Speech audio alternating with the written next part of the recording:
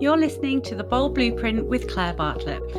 This is the go-to podcast for business owners who are ready to be bold, step into your power and claim the success that you deserve. So whether you're an established business or just starting out, this podcast is your weekly dose of unapologetic inspiration, empowerment and actionable advice to take your business to the next level. Today's episode is brought to you by Xero Accounting Software, a champion of small businesses and a proud sponsor of the Bold Blueprint podcast. Managing your business finances can feel overwhelming, but Xero simplifies it all and gives you the power to keep your books in order and your mind on growth. Xero have amazingly offered a 50% discount off your first 3 months with them. So if you'd like to take advantage of this amazing deal, just follow the link in the show note. But for now, let's jump into this week's episode.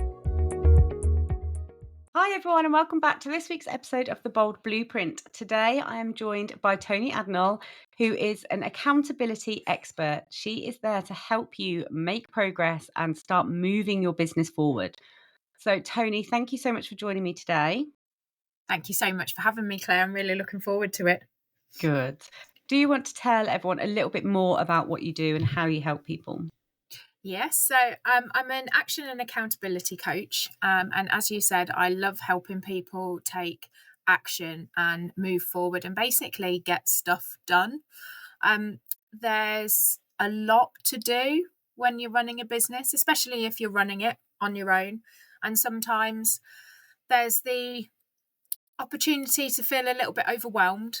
And I think when we feel overwhelmed, we tend to put things off. We tend to lose focus a little bit, get distracted a little bit, and try to do all of the things rather than focusing on the key things and the key priorities that are really going to move us and our business forward and really make a difference. And what I love to do is help people do that. Focus, prioritise, and do the key things that are going to make the difference. Yeah, I love that. And it is so important, like you say, when you're a business owner, especially when it's just you at the moment, you know, and you feel like you have to wear all of the hats and do all of the things, it can be so overwhelming. And there's been so many times where I've been sort of analysis paralysis, like where do I need to spend my time next? There's so many things I could be doing. So having someone like yourself to sort of hold you accountable, like, no, Claire, this is where you need to be spending your time is, I think, can be so critical, especially in those early days. So what's your sort of story? How did you get into this space? I'm gonna go back a few years now, Claire. I'm gonna go back to 2000 and it would be 2002. Okay. My first role within the Royal Bank of Scotland was as a team manager, and I hadn't been in that role for long. And I managed the statements team. So this is how long ago this was. This was when your bank statement still came through the door in the post. But that bank statement had actually been put into the envelope by somebody sat at a desk rather than by a machine. Very vintage. Yeah, very much so. So for very different reasons. So these were customers who, for some reason, had a special statement. So it was printed. And the majority of them went out by the machines, but it was the statements team that I was responsible for. And again, it was in the world pre-email. You had an email, but you didn't really check it. The communications and things used to come around in like an orange folder, and you used to read them and then sign that you've read them. Wow. Showing my age, aren't I? Anyway, there was a project that they asked us to do. Ultimately, they wanted to reduce the number of statements that we were sending manually and increase the ones that could be sent automatically. Makes sense. So that came to me, and as the statements team manager, and I put a project plan together, and I spoke to the manager and understood what the budget was for overtime, because we'd need overtime to do the actions, worked out all of the actions that needed to happen to make this project happen, within the timescale. I created a project plan, and then I managed it. And we had pizza to keep the team motivated when they were in after work. And It's the each little day, things, isn't it? yeah, each day I'd be ticking off. That's great. We've done that. We're one step closer. We're one step closer. And we delivered the project in time. And it was actually really good for me being a new manager of the team and getting to know the team better. And there was a real sort of sense of achievement on the team. And I very soon realised afterwards that we were about the only team that had finished the project. There was some communication, and the other teams either hadn't done it or they'd sort of done it halfway, and Mm. that really surprised me. I was like, "But you've just been given a project with a deadline. Like, why haven't you done it?" You just couldn't It fathom. No, it blew my mind. And so I'd recently only just graduated from university. You've got deadlines for handing in assignments and essays and all of that kind of thing. So it's like, this is a deadline. It was given, you're at work. Why haven't you done it? Mm. And that was one of the things that just made me think, actually, I love this. I love this. You start with an objective. There's lots of stuff in the middle. How do you make it happen? And within a couple of months, I ended up getting a job on a project management team. And so I moved into project management, delivered a number of different projects. That's where I realized my love for connecting and working with Mhm. people. Because when you're delivering a project, it's not just you have to rely on other people to do things. And so again, a plan, being accountable, taking the actions, understanding the challenges, and all of the stuff that comes with that. And so I did that until I left on maternity leave. And then when I came back from maternity leave, I joined a brand new team that was responsible for um, developing and improving the performance of team managers to help them improve the performance of their team. And that's when I started coaching. And that was the start of a love for coaching. And I was then able to combine the two things that I did, because the biggest problem that these team managers had, that when we first sat down with them, was time management, Mm. and understanding what they needed to do. Where was it important for them to spend their time for driving the performance of their team? What were the key things that they needed to do? And quite often they'd get in the morning, log into email, get lost into email, and then the rest of the day was like a blur.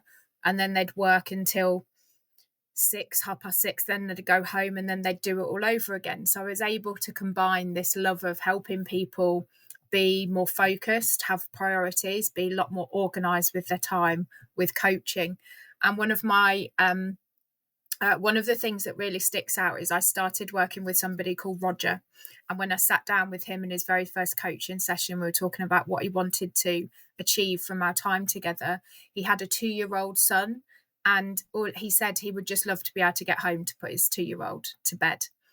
And at the end of the coaching time that we had together, and we were reviewing what he'd done, he came to me with, he'd done a sort of a journey of his coaching, and at the end of it, he'd put a picture of him pushing his son on a swing in a park, because he'd got to the point where he was managing his time and managing what he was doing and knowing the key things that he needed to focus on. He was leaving at 5 o'clock, and for him that was everything, and for me it was everything too. How amazing. And it just goes to show how much of a difference it can make. And I think when we talk about time management, because really that is sort of the catalyst to everything, isn't it? How you manage your time. And how often we will say, "Oh, yeah, we're busy. We're too busy," or "We just don't have the time." But you will find the time for the things that you prioritize in your life.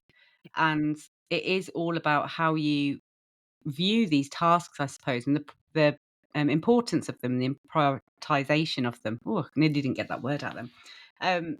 And I think we put too much weight on things like emails. Emails is a huge time sucker for everybody. It's often the very first thing that people do when they come into the Yeah. office in the morning. Um, and it was for me for a really long time. And then actually I realized that the emails can sort of wait. They don't need urgent responses. if you go back to, like, the very beginning of being in business, I was checking my emails at, like, 10 o'clock at night, like, constantly checking my emails because the pressure I was putting on myself to always be, accessible, I suppose, to my Mhm. clients, and I thought that's what you needed to do for good client communication. Actually, it just meant a severe lack of boundaries that I've had to really work hard to reinstate later on. Now I check my emails twice a day, one in the morning, but about 10 o'clock. So once I've already got in and I've done some of the main tasks that need to be done, then I'll look at them. And once after lunch, nothing dramatic has ever happened. It hasn't ever upset anybody, but it means there's more structure to my time and my day. And I also put a time limit on it. So Mm. I don't, because they can so often take you down an absolute rabbit hole, can't they? And that's the rest of your day. So unless there's something absolutely urgent, you spend half an hour going through your emails, replying to what you can. Probably the biggest thing that made a difference to me, though, is turning off my email notifications. Oh, yeah. So when it pops up in the corner of your screen, "Oh, so and so's emailed you," and you'd be like, Mhm. "Oh, I wonder what they want," and then you're gone. Yeah. So turning that off and just building a little bit of structure to the emails made such a difference. Are there any other sort of little tips like that that you can say to just help during the day, every day today, to help free up a bit more time for the bigger projects? So that's a key one, distractions. Yeah, And when I was coaching those team managers, that tended to be the main distraction, was that pop up in the bottom corner. yeah, In today's world now, with our phones yeah. and the notifications that are on there, so thinking about turning those notifications off everywhere, and the do not disturb function on a phone is great. Mhm. Um, but the the distractions are one thing because we allow ourselves to be distracted, but it's thinking about how we want to use our time in the Mhm. first place, because quite often we just give our time away and we don't necessarily think about how can we use our time in the most Yeah, effective way. So yeah. we'll think, okay, tomorrow I need to check my emails, I need to respond to those clients, I need to send out an email, set up a funnel, whatever it is, and we just have this long list of things in our head. And the first thing that we can start to do is actually move away from a to-do list. So I'm quite Dun, anti dun, to-do list. dun. Yeah, like they've got their place. I think they Mhm. work really well if you've got 4 or 5 things that you can focus on and get done in about a 20 to 25-minute period. And Mhm. so you just stick on a timer, 1, 2, 3, 4, 5, done. It gives you such a boost. It's like, yes, I've been productive, Yeah. not just as you say, busy. I can see that I've achieved something. That's great. But if we try to plan our day based on a list of things to do, Mhm. for a start, when we get to the end of the day, we've probably added another between 5 or 10 things to the list. We may have crossed 2 or 3 things off, but if we've added 5, we've got 2 more things than we had when we started with in the first place. And so, from a mindset and that sort of perspective of what have I achieved Yeah, today, motivational. Yeah. and then you think, well, I've been working since 8 o'clock. It's 6 o'clock now. I've ticked 3 things off of my to-do list. So being a lot smarter with your time, and actually thinking about how much time you've got and managing your time is is absolutely the first thing. So scrapping your to-do list and creating a plan for your day. Mm. What's your focus for the day? What are the key things that you want to achieve?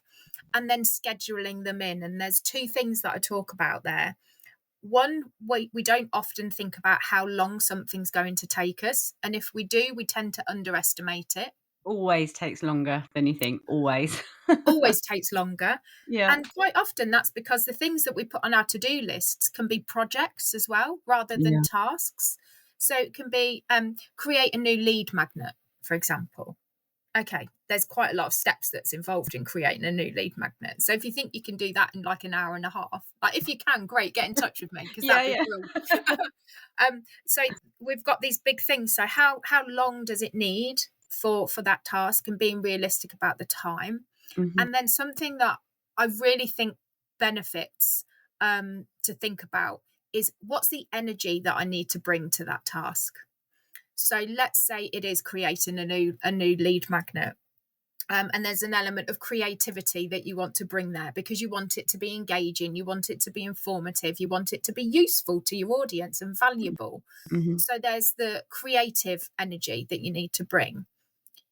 How creative you might feel at 4 o'clock in the afternoon versus 9 o'clock in the morning, for example, can have a real impact then on the energy that you can bring to it. I Yeah. certainly feel a lot brighter in the morning, and sort of brain firing a lot more in the morning. So if there's something creative, then I'd like to do that in the morning. But as you say, we tend to do the easy things, the checking the email, the habitual things first, Mhm. and then time takes over, and then it's like, oh, I need to do this now, I want to do this today, but my creative energy levels are a lot lower than they were. So really thinking, how much time do you need, and what energy do you want to bring to that, and scheduling in at that time, Mm. and then turn off the distractions. It might be a change of environment is needed. Many people, I know this is part of the reason that I chose to start my business, was have that flexibility, that opportunity to do things differently, not to be tied to a desk from 9 to 5. Yeah. um, and so if you're going to tie yourself to a desk from 9 to 5, what are you getting out of it? So if going and working in a cafe is going to fill you up, and the energy of people in the room, thinking about how you can best make use of your time and your energy to achieve those key things that you want to focus on. Yeah, I love that. And I don't think I've ever really considered the energy perspective before. What I do know, I've learned a lot about myself through being in business. And some days, I am so fired up and I'm ready to go and I feel like I could take on the world. And other days, it's just enough that I've got up. And so I've learned to respect that about myself, I think, and decide on what tasks I can handle that day and what I can't. But I've never really thought about sort of the timings in the day and thinking about specific tasks. I think that's a really, really great tip. And there's certain tasks I know. So, for instance, social media, when I'm coming up with the content, I tend to prefer to be curled up on the sofa with my laptop in a much more relaxed environment to do that than sitting Mm. at my desk. So I suppose it's a bit of a learning, isn't it? Thinking about you and what is going to work best for you. Try things out and see what the results are. That's really important, Mm, hugely important, because there are so many tools and techniques that you can use, particularly yeah. for time management. But it's about making them work for you. Mm, And quite often, I think we're at risk of trying something because somebody said, "Oh, do this; it works really well," and then we try it and it doesn't work for us. And then rather than thinking, oh, okay, that technique just isn't for me for whatever reason, yeah. we think, what's wrong with me? It's worked for them. Why doesn't it work for me? So we internalize that rather than going, okay, right, that didn't work. Yeah. I need to try something else, and acknowledging that we are all unique and we work in different ways. And Mm. to your point, there are going to be days you're going to wake up. Perhaps you have planned your day, and I love a plan. I think I ending the can tell that day about you. ending the day knowing what tomorrow has got in store, or what you need to achieve, just Yeah, means you can completely cut off. And whatever you choose to watch on the television that night, you can completely dive into that, because your brain's not going, oh, hang on a minute, I forgot, I need to do that, I need to do this, I need to do that. So I think that creates some real space in your mind to just relax. Um, but then if you then wake up the next day, particularly when you're a business owner, it's a bit more difficult when you're employed and you've got stuff that you need to do. yeah, If you're a business owner, you wake up and you look at your plan and you think, I'm not feeling that today, then change it, mix it up, do what works for you. Because if you try and force it to happen, again, going back to energy, you're just not gonna give it your all, and then that will probably come out in terms of the whatever the work is at the end. quality of it. Yeah, Yeah. Or you yeah, I won't agree. you won't do it. And then again, you'll beat yourself up because you've not done it. So a lot of it comes to self-awareness and really understanding what works for you. Yeah. I think a big word there would be procrastination, which is something that we all suffer with. I could probably win an award for procrastination, to be fair. If there's something on one of those days that I know I've got to do that day, but I'm just really not feeling it, I will find absolutely anything and everything to do in its place. I think I had, who was it? I think it was Danny Wallace came on the podcast and we were talking about this, and she said, "My children know if there's something really big that I'm putting off because I'll be cleaning." And she said, "I absolutely hate cleaning and I never ever do it. We have a cleaner, but if there's something really big that I'm trying to avoid, then I will be getting the duster out and the children are always like, 'Are you okay?'" And it's funny though, isn't it? Because we will do something that we hate that doesn't Uh, even need doing in replacement of the big things, the scary things, or the things that we just don't have the energy for that day. Absolutely. I remember I was in my second year at university, and I was doing, I think it was occupational psychology. I think the textbook was yellow. I was sat on my bed in my room, and I can't remember if I was revising for an exam or studying to do an assignment. Either way, I wasn't feeling it. I then spent the next hour looking for my passport. I didn't have a holiday booked. I didn't need my passport for identification. I didn't need anything. And like I can remember being in that room searching through the drawers Yeah, for a suddenly it becomes passport. the most important thing. Yeah, it's Yeah. funny, isn't it? Yeah. One thing I do have to discuss here with you now, though, you've just said you hate a to-do list. I don't know how I could function without my to-do list, but I don't call it a to-do list. It's more of a brain dump for me, and I think it's Yes. similar to what you're saying. At the end of a day, I will get everything out of my brain, especially at the end of a week, Yeah. so I can go into the weekend completely clear because my brain is always on the go with a Yeah. million things that need to do, that I need to remember, things that I've got to emails I've got to send, or I really must phone so and so back. And it's about life admin as well. It's not just in Yeah. business. So the only way I can handle that is doing a complete and utter brain dump. And that's where it is then a mixture of really very quick and simple things like sending an email to massive projects. So it's a Mm. complete jumble. So how do you how do you balance between not having that to-do list or just having those top 3 to 5 things and having this complete and utter brain dump that everything is on business and personal, like it's a complete clear out? I'm all for that. All Yeah, for getting everything out of your head. Because if it's out of your head, it frees you up to be yeah, completely present in the moment with your family, exactly, yeah. with your friends, on the weekend, and it's that rest that we absolutely need. So I'm all for that.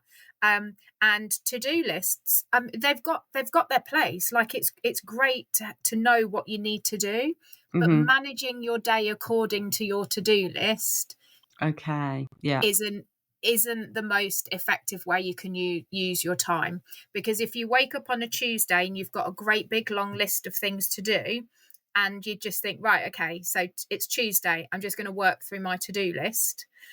There's lots of things that can happen there. First of all, you can just get so overwhelmed with the great big brain dump that you've done that you start cleaning your kitchen when the cleaners come in the next day, because you just don't Yeah, because you don't even know where to start yeah. because there's so much on there. Mhm. Or you will go for all of the easy stuff, pick off all of the easy stuff, and then once all of the easy stuff's got done and it's 3 o'clock in the afternoon, you've got no energy and you're looking at,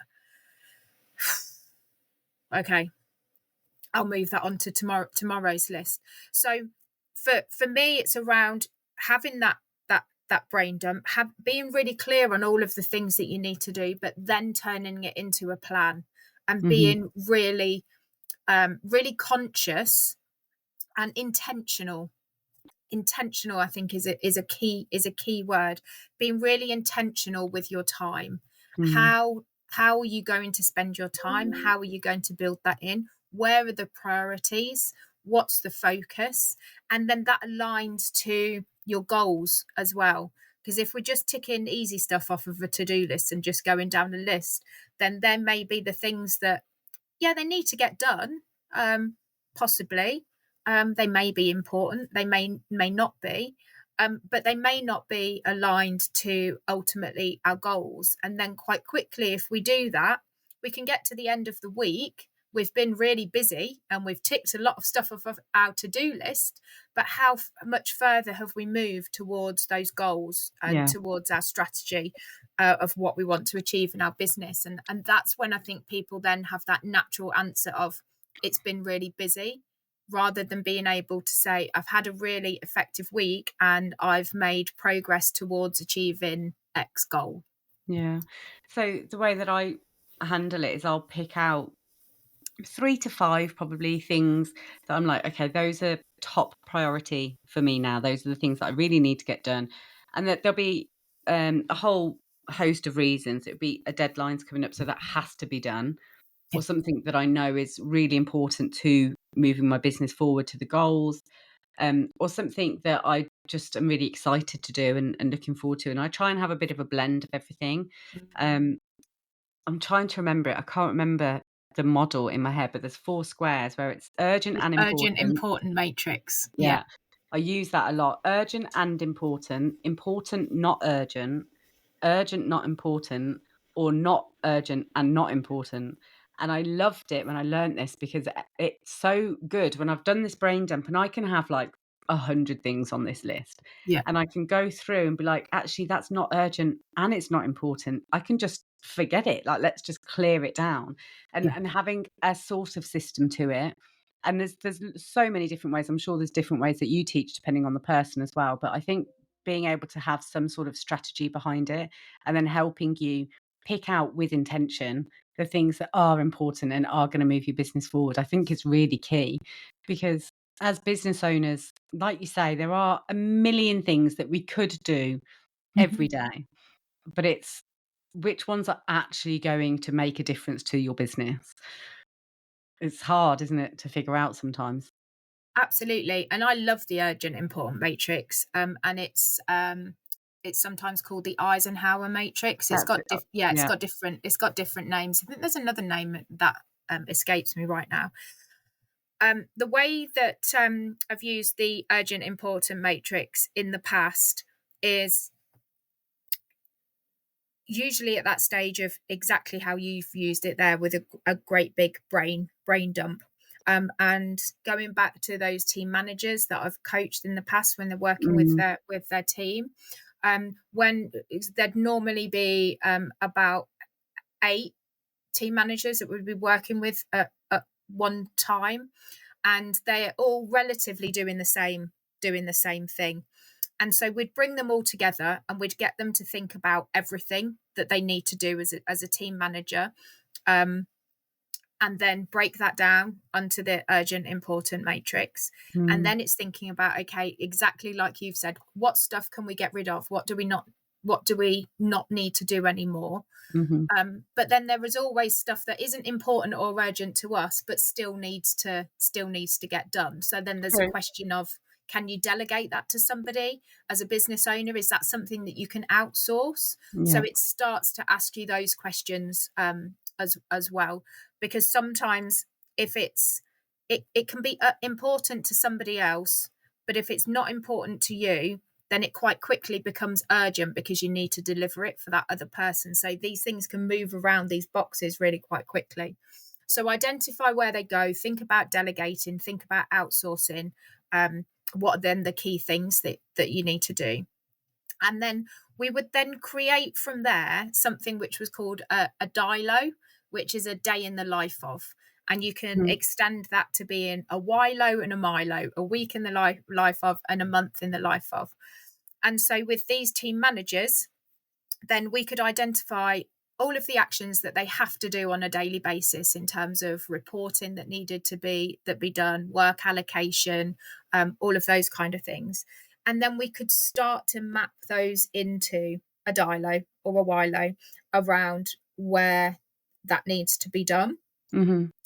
And then the rest of key thing there, not being back to back, giving some white space. And that's a key problem that people fall into quite often, is going from one meeting to the next meeting, sort of back to back to back. How can you build some time in between so that you're protecting your energy, so you can eat, so you can go to the toilet, so Yeah. you can drink. I So cannot do back-to-back meetings. I just no, can't do it, and I know that, so I'm really strict with my diary with that for sure. and that's what's really important, going back to that self-awareness piece. Mm, There's just such a piece around really connecting with how you want to work, especially as a business owner. Like, yeah. it's up to you. Like, how you want to work is your choice. 100%. I have to just make clear here, though, I have been in business for 10 years, and all of these things that I say I don't do now, I 100% did in the beginning. Like, it took me time to put these boundaries in place for sure, Yep, and understand actually the importance of them and the impact it was having on me. But when you do start becoming aware of them, listen to yourself and make those changes, because it's not just a better way of doing that one thing. Actually, it positively impacts everything in your business and personally as well. So, yeah, absolutely. it's really important. And I think your point there is nobody teaches us this stuff. No. So we go from school where we've got a timetable and where we're told where we need to be and when, Mhm. to work where actually in most instances when you start, you're probably work is probably given to you by a manager, and your time is managed. And then the moment you move into a manager position, you're like that. Okay, so for a start, I haven't been told how to manage people. No. I don't know how to do that. I know how to do the job. So there's always the temptation to do that. But in terms of managing my time, it's now my responsibility to manage my time and manage the time of my team. Mm. I don't know where to start with that. So it's not it's not taught. We're not given that. So 10 It's years so true. experience, you do things, and then as human beings, we tend to stop doing something when it starts to cause us some pain. Mhm. So Yeah. when something starts to become, this is more difficult than it should be, or I haven't actually spoken to my husband in 3 days, then we think, oh, I need to do something differently. And then we'll sort of force ourselves to learn something. Whereas Yeah. if we can get some help right at the beginning, some support right at the beginning, not from somebody that sits there and tells you, okay, you need to do it like this, use this tool, do it like this.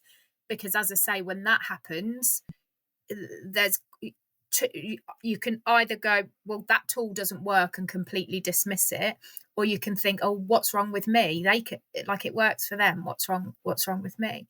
So Yeah. it's about having somebody that can support you and find ways of working that works for you in line with what it is that you want to achieve. And that's where I love that combination of what I do around my experience of coaching with my experience of being able to be planned and organized and focused and prepared, and I can do that in a way that I know that that may work very well for me, but that Mhm. may not work for you. But what I'm really good at is listening and understanding and working out, okay, let's give that a try, and okay, and now let's dig a little bit deeper. Sort of, what did you like about that? Why didn't it work? Okay, let's tweak this, so that it becomes easy to do things, Yeah. not difficult to do things, because Yeah. it should be fun. Exactly. We shouldn't always be battling, you know. When we go into business for ourselves, it's because we're passionate and we enjoy the things that we're doing. But sometimes it's business can just suck the energy out of it. So making it as easy for us to take these steps and move the business forward as possible is so critical. And one thing I wanted to discuss with you, because you said at the beginning, obviously you're an action and accountability coach. Why do you think we need so much accountability? Because we are all passionate, we're wanting the business to move forward, but yet so often we stop ourselves and we don't take the steps that we know we need to. What's your what's your thoughts on that? Why do you think we sometimes hold ourselves back? That's a really interesting question, and Mm, I think it can depend on a lot of different things and different people, but in the most part, then it may come down to fear. that's it. I'm literally hearing my with four-letter word in my mind going, I wonder if she agrees with me that, yeah, it is. Yeah, We hold and ourselves it could be back. fear of it can be fear of failure, it can Yeah. be fear of success, it can be that element of I have this underlying thing in me that says that everything I do has to be perfect, and if I do something and it's not perfect, then the world's going to collapse around me, Mhm. and therefore I best not even try because I know that it can't be perfect. Um, it can be that it's hard. Like It is hard. some things are just hard. Um, and with accountability, we don't. There's there's lots of sweeping statements here, and there's obviously those individual differences. But quite often, if we say that we're going to do something and we put that out there to somebody else, there's that feeling of not letting somebody else down. It's very Mhm. easy to go back on promises that you make to yourself. Like if you say to yourself, I'm not going to have that second cream egg today, but then you realize that nobody knows you've even had the first cream egg, so it's okay to have the second one. I feel like But we're getting an insight into your day here, Tony. you are, there's some cream eggs downstairs that I saw at lunch. Uh, one of my favourite things. Um, then, but if you say to somebody, I've had a cream egg today, and I'm limiting myself to one a day, then when you go to grab the second one, it's like I've got to tell that person tomorrow that I had two. Yeah. Now, if you can lie, and lying isn't a problem, then it's probably not going to be too much of an issue. But not many people like being able to turn around and say, "Oh yeah, I was going to do that, Mm. but I didn't," because the question that normally will follow from anybody is, "Why didn't you do it?" Yeah. And then people don't really want to answer that question. Yeah. I think we as business owners, it's so often so common to keep yourself small and play small out of the fear of all of the different reasons, like you say. I mean, there's literally a million things that contribute to that fear, but it's having somebody like yourself, for instance, who you can work alongside, who you have to own up whether you've done things or not. And you have to face the fear, I suppose. That's Mm. what it's opening up that conversation. This is what I know I need to do. You've given me these tasks. And if I haven't done them by next month, you're going to ask me why. And I'm going to have to say, I haven't got a valid reason. Mm. Do you often find, though, that people come with excuses and that they genuinely potentially believe that that is a reason, but actually it is excuses due to the fear? Yeah, which is why I love bringing the coaching side of things in, which is why I think that self-awareness is really Yeah. important. Um, and part of that feeds into that is these big words that we use: busy, procrastination, overwhelm. So Mhm. breaking those down. Okay, did last week you committed to doing X? Have you done it? No. Why? I was too busy. Okay, let's explore what you were busy doing. Um, and then just talking about it out loud can start to really open up. Actually, yeah, it's got nothing to do with that. It's just I'm worried that if I do that, then XYZ Yeah. might or might not Because happen. so often they don't even actually realise it. They will genuinely feel, "I was too busy to fit that in." And Yeah. it is only when you have those conversations and you start breaking it down that you have those realizations that, "Oh god, okay. Yeah, it's not that. It's because I haven't prioritized it because of X, Y, and Z." And those reasons are really valid because we're just trying to keep ourselves safe and comfortable. We don't really like uncomfortable, even though that's where the magic happens. Yeah, yeah. When you're in that uncomfortable space, it's hard. It's difficult.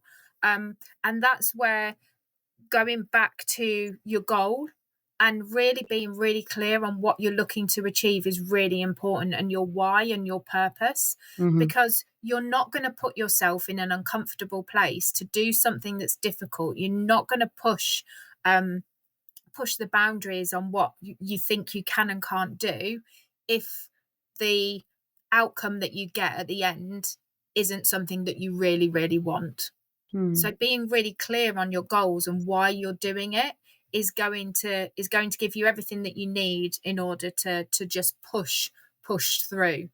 And so that's something really worth exploring as well. When people say, I want to do this and I want to do this and I want to do this, And then you follow up. Okay, have you done X, Y, and Z? No.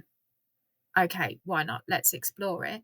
And Mm. actually, they're not clear on ultimately what that's going to give them at the end. Yeah. Um, or it's just not quite, or it's somebody else's goal. That's a really interesting one.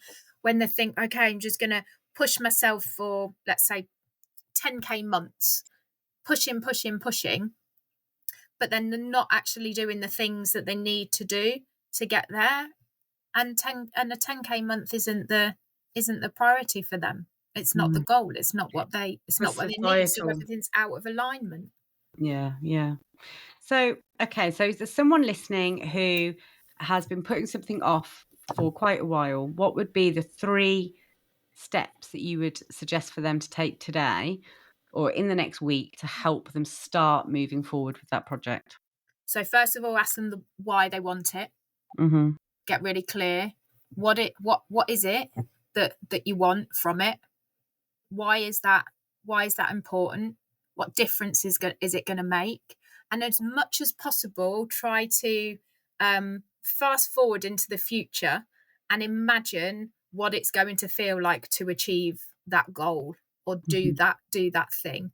And if you can't connect to it emotionally, then just challenge yourself and ask yourself, okay, what is the real goal? What is it that I really want to achieve? So that's the first thing. Be really clear on what you want and why you want it and Mhm. what it will feel like when you get it. Then the second thing is to break it down. So it's quite possible that will be a fairly big thing. It's likely to be more of a project than it is a simple to do. What are the actions that you need to take to achieve that goal? So that's number two. So one, really clear on what you want to do. Two, really clear on how you need to do it. Mhm. And then three, start looking at building a plan around those actions. If you know that you want to achieve your goal in 4 weeks' time, what are the actions that you need to take every day or every week in order to get there? And then you can hold yourself accountable by saying, okay, I need to share my freebie three times a week. I want to grow my email list, so I need to share my freebie 3 times a week. So plan that in when you're going to do it, because that's not as easy as just going, "Hi world, here's my freebie." Like, what's the message, the content that you're going to use around that? So schedule that in Mhm. um, to your calendar, and then at the end of each week, checking back and seeing, have I done it? Like, did I share it 3 times? And if you didn't, why not? What stopped you? Tune into not just, oh, I forgot about it or got too busy. Try and really delve in so Be that you can truthful then with think yourself. about, yeah, what to do the week after. So be Yeah, really clear on what you want to achieve, what are the steps that you need to do so that you can achieve it, and then planning it in and holding yourself accountable to those actions. amazing. Thank you. One final question before we sign off. How important is it to put deadlines on things? Depends on how important it is for you to achieve it, I guess. Okay. If we could all say that we want to there's a new program that we want to launch, and if we don't give ourselves a deadline, then all of those reasons for us not to have done the actions that we need to take to get there are going to be a lot easier. Oh, it's okay, I don't need to do that this week because I've not got a deadline to work to. Yeah. But if you've got the deadline in there, you know what you're working to. First of all, you can work backwards. Love a plan. So love being able to work backwards. Some people don't like a plan. Some people work really well under pressure, and that's where a deadline is really, really helpful Mhm. as well. But if you've got no deadline, you've got no motivation, you've got no reason, you've got no purpose. That's kind of like getting in a taxi and saying, just drive. Got no destination. Yeah. Yeah. Amazing. Thank you so much for your time today, Tony. Where can people find you if they want to come in and find more about you? I am on all of the platforms. Instagram is a great a great place to come and connect and engage. And I'm Toni Addinall, strategist on Instagram, but you will find me on Facebook, on LinkedIn, and just starting out my TikTok journey as Oh, well. okay. So you can Well, I find me will on there. put all of the links in the show notes for everyone. Tony, thank you so much. And to everyone listening, go and build a plan, put a deadline on your tasks, and take some action today. No more playing it safe. Okay. Have a great week, everyone. Thank you. I hope you have enjoyed today's episode, which was brought to you by Xero Accounting Software, a champion of small businesses and a proud sponsor of the Bold Blueprint podcast. If you're running a small business and you are dreaming big, then Xero is here to help make those dreams a reality. Xero is all about supporting entrepreneurs just like you, who are not just running businesses but are also changing the game. So, whether you're just starting out or you're scaling up, join a global community of small businesses who trust Xero to manage their finances efficiently.